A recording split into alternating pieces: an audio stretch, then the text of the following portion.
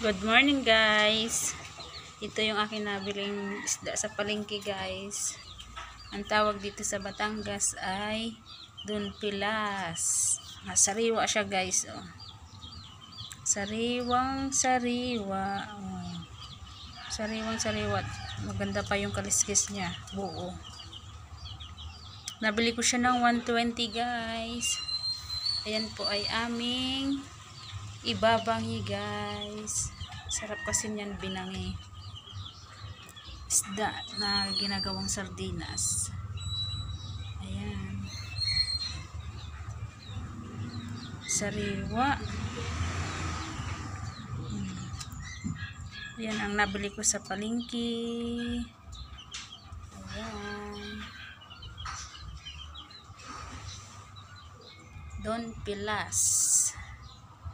Ang tawag sa Bisaya, Atamban. Ayan lamang po guys. Thank you for watching. Juliet Ignacio po. Team Mama Senya. God bless po. Bye bye.